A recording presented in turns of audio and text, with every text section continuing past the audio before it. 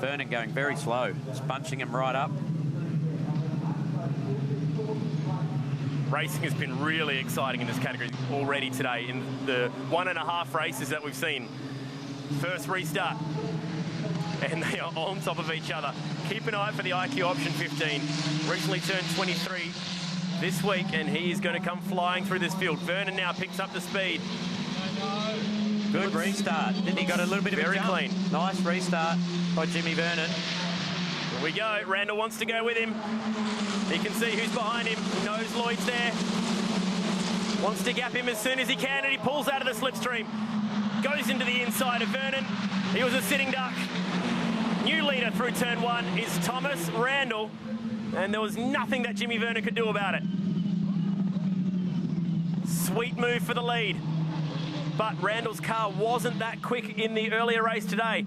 Have they got that thing fixed up? It looks to be a little happier in the rear end than it was in the first race. Hayek could be disappointed after dropping all those spots at the beginning of lap 2. Wow, look at this. Jordan Lloyd on the defensive from Will Brown. Yeah, Will Brown's looking very racy at the moment. And in fact, if anything, Vernon and Randall need to not dice with each other. They just need to follow each other to try and get away, because Jordan Lloyd will definitely come at them. Lewis Leeds trying to find a way past Will Brown too. So Lewis really wasn't in the race battle in race 1, so he could have well and truly been in the mix had he not had that moment. So we throw another car into this top 5, top 6 battle. Oh, he's in this battle in a big way. Randall leads us across. We're riding on board with his Dream Motorsport teammate Lewis Leeds, 4 years his junior. Steady as she goes here, but this is all going to really flare up down the front straight once the slipstreaming comes in. Leeds, I think, is going to be the big protagonist here. So aggressive. 15 years of age. Consequences not in his mind whatsoever. As they bring it onto the front straight, Randall knows that he's under pressure. Oh, he's pointing Vernon through. He knows that they need to work together here. That was quite clever. He's thinking, let's work together to get away from Jordan Lloyd. That's very interesting. That's very much like teammates in Formula 4. Leeds goes around the outside of Will Brown, but that's exactly right. He said, I'm not going to block you, just go. And then if you let me tow past on the next lap, we don't have to start watching our mirrors and driving down the inside. But have a look at Jordan Lloyd. What Randall needs now is Lewis Leeds to put some pressure on Lloyd and take the focus off Randall.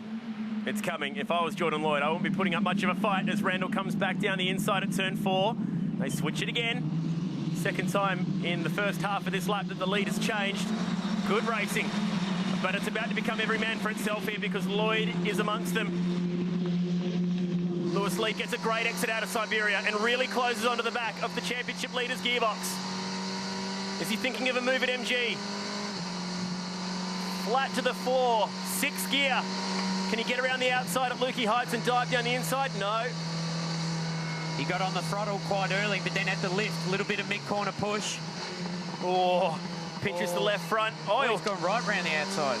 Not quite on, a bit of a miss-shift.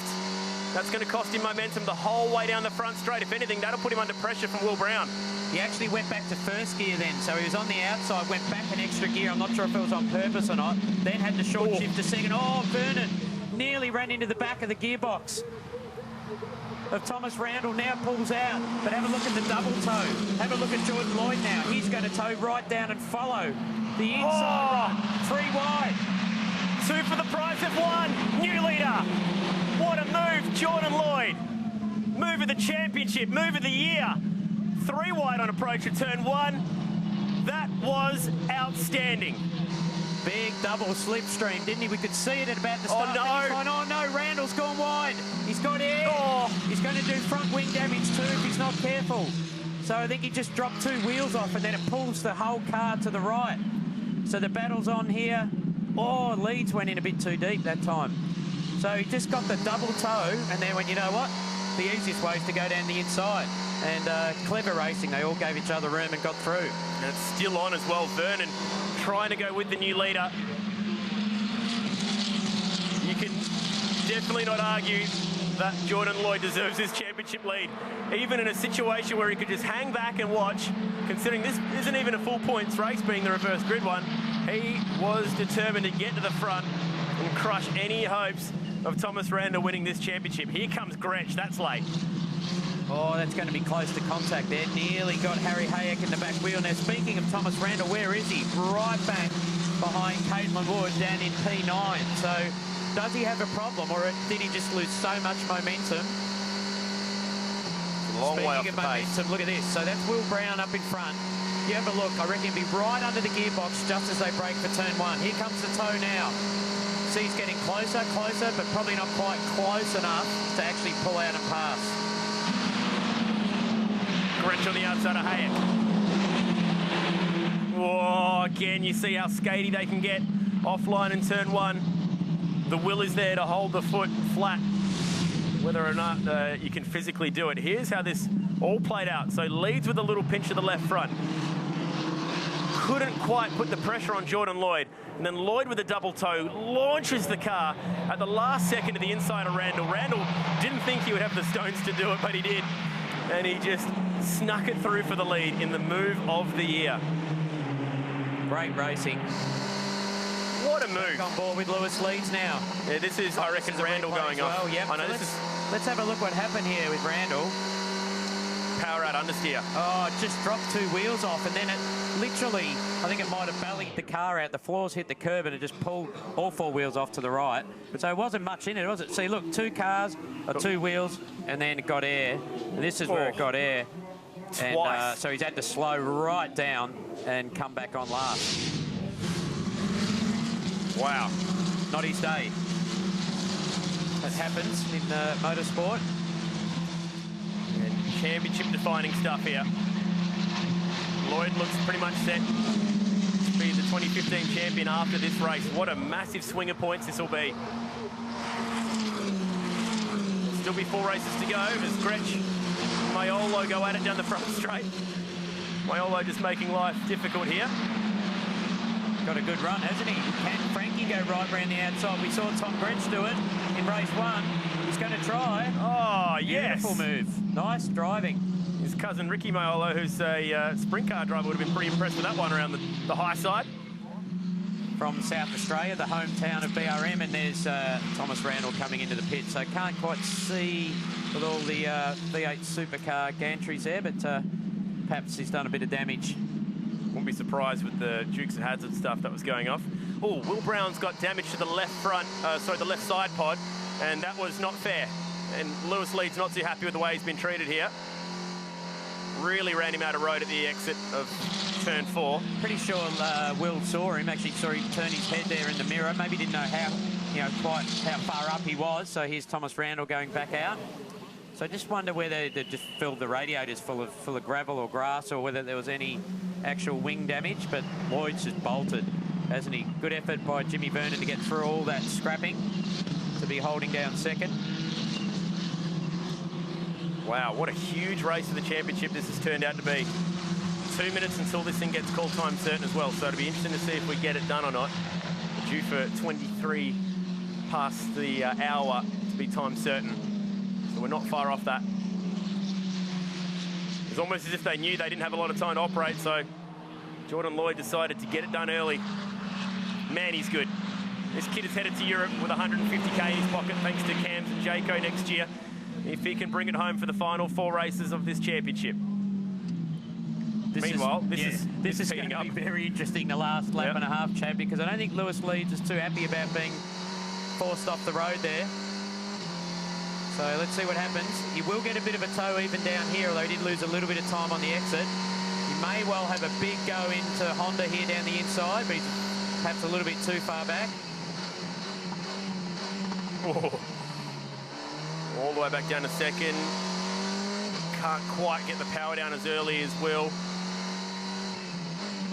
He'll be angry and hungry to get to that spot because of the contact that they've already had in this race. Will really defending his turf vigorously. That'll be for 3rd position. And this is good stuff for Will because he's looking to extend now the switch in points between himself and Harry Hayek in the championship, which is the battle for the best rookie. There's about 30 grand's worth of prizes up for grabs there in a lease deal for another drive next year. Look at the clouds. They are looming Are we in for some wet stuff at the island? It was a soggy old day yesterday. We might get some more today. And I tell you what, 1:34.6 is here for Jordan Lloyd. He's 2/10 under his own lap record. And within 0.04 of a second just shows how comfortable he's doing it. I mean, he's at 2.1 seconds, 2.2 seconds now out in front of Jimmy Vernon. This is the lap that it's going to have to be for Will Brown. For Lewis Leeds. He actually got a nice run through turn one. Will Brown had a little bit of oversteer mid-corner, which just washed a little bit of exit speed off. Again, just cracking a little bit sideways through the middle of Southern Loop. Not too many opportunities to get this job done here. Through Stoner Corner, flat to the boards. Late under brakes at turn 4. No. Gee, Will, very nice actually that time through under brakes. Very smooth, Will Brown.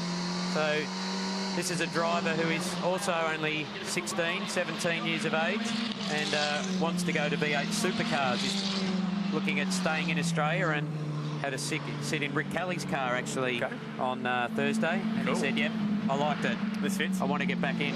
So it'll be interesting to watch Will's progress towards a V8 supercar career in the future.